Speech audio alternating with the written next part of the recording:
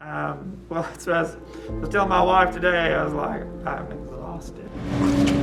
And she said, I am too, but imagine how exhausted you'd be if you didn't have a home, you didn't have electricity, you didn't have running water.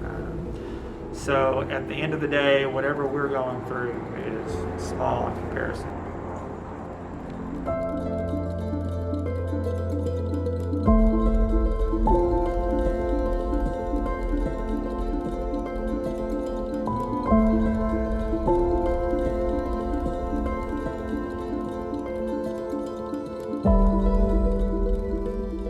When we see someone who's down, we're going to pick them up and try and pull them back up as best we can. And so we're used to hard times here, but we're also used to coming together as a community. All your people, do they have all their medications as they need? Okay. A lot of these communities we find, they just don't want to leave their homes. They're worried about looting. That's where they feel comfortable, and so they won't come to us. We're going to have to go to them, and after all they've been through, that's the least we can do.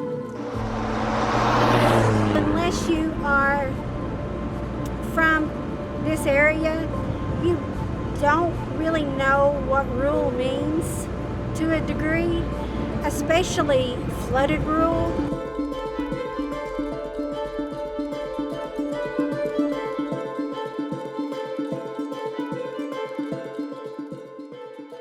That's what we do here. You go out to these communities and you just see the absolute devastation. When we went to River Caney the other day, there was a guy that was cut up, and it's because he was looking for his wife's body. And when you see that stuff, you're just, we need to do everything we can for these people that are affected. They're kind of bewildered and overwhelmed. One gentleman said, I don't really know what I'm going to do.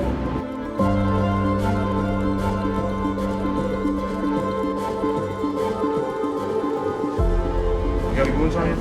Any cuts and scrapes? We understood that the need, especially for wound care, for people that had waded flooded water and had gotten wounds or already had open wounds, wound care and tetanus and hepatitis injections were the big two things that needed to be done.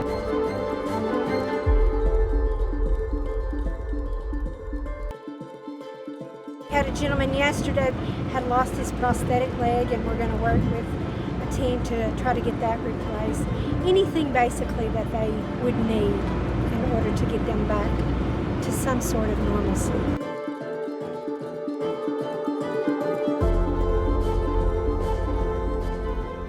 We're trying to come and concentrate on providing medical care to people when the whole time you're thinking, I need to be doing X, Y, or Z for my family. My family needs me right now, and it's a lot. It's a lot to put on people. We're just going to get through this one day at a time, one moment at a time, and eventually, we'll be able to look back and say, look how we picked ourselves back. I'm very proud to be from this area. We have some really good people, really strong people. Yeah. We'll bounce back. It may take years, but we'll bounce back.